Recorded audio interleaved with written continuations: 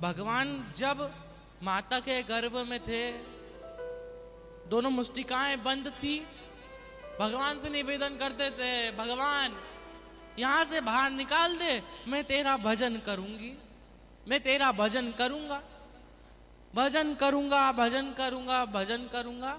और जैसे ही बाहर आए, क्या बोला? जैसे ही बाहर आए, फिर जब इस दुनिया को देखा, फिर भगवान से बोलने लगे, भोजन करूंगा, भोजन करूंगा, भोजन करूंगा। देखो, जब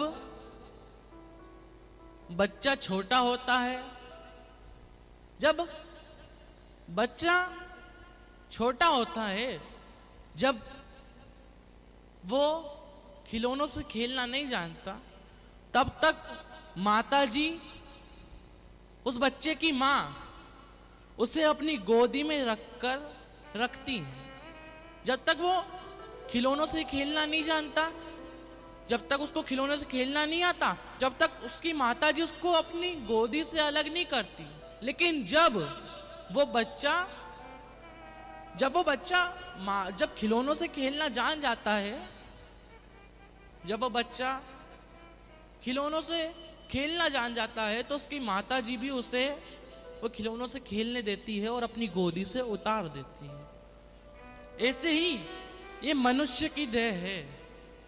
भगवान शंकर तुम्हें अपनी गोदी में, भगवान शंकर तुम्हें अपने साथ जब तक रखेगा, जब तक तुम्हें इस दुनिया के खिलौनों से खेलना नहीं आता। जब तक आपको इस दुनिया के खिलौनों से खेलना नहीं आता, जब तक भगवान शंकर तो भी तुम्हें अपने साथ रखेगा।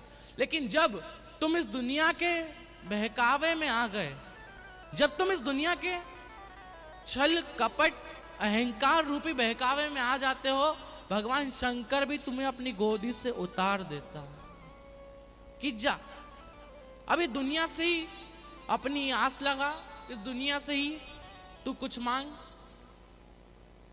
और हम ये नहीं कहते हैं, हम ये नहीं कहते कि तुम अपना घर छोड़ो, हम ये नहीं कहते कि तुम अपना परिवार छोड़ दो, है? हम ही नहीं छोड़ पाते। ऐसा कोई मनुष्य नहीं है जिसको मोह माया नहीं है।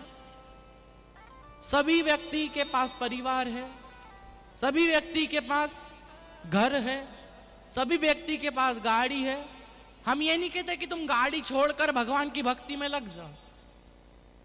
सबसे बड़ा तप उसे कहा गया है, सबसे बड़ी उपासना उसे कही गई है कि घर में रहकर, ये गृहस्थी में रहकर भगवान का भजन कर लिया, ये गृहस्थी में रहकर भगवान का नाम जाप कर लिया, इसे दुनिया का सबसे बड़ा पुण्य, सबसे बड़ा तप कहा गया।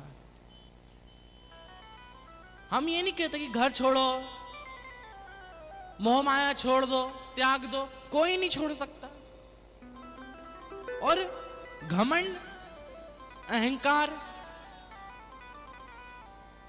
जो शिव भक्त नहीं रहते ना, उनके अंदर ही होता है। और जब भगवान शंकर की शरण में कोई व्यक्ति, भगवान शंकर की शरण में कोई आ जाता है, तो भगवान शंकर उसके अंदर का जो अहंकार है ना, उसके अंदर जो घमंड है, उससे वो खींच लेता है। जब शिव महापुराण में आप आकर बैठोगे, कुछ माताजियों तो ऐसी हैं जो संभाजी नगर की ही हैं, लेकिन रात में पंडाल में यहीं पर सो रही हैं। क्यों सो रही हैं? क्योंकि जो पंडाल के अंदर सुख मिलता है ना, जो पंडाल के अंदर चैन है, रात में ढोलक बजा बजा के, मंजीरे बजा बजा कर भजन हो रहे हैं, सब नाच रहे हैं, कोई भजन गा रहा है, इतना सुख इस पंडाल के अंदर है कि कई लोगों को यहां से जाने का मन ही नहीं करता। रात में भी यहीं पर रुकते हैं, यहीं पर सोते हैं। और कुछ लोग तो महाराष्ट्र, नासिक, अकोला महाराष्ट्र से आए हैं, जो यहां पर सो रहे हैं, विश्राम कर रहे हैं।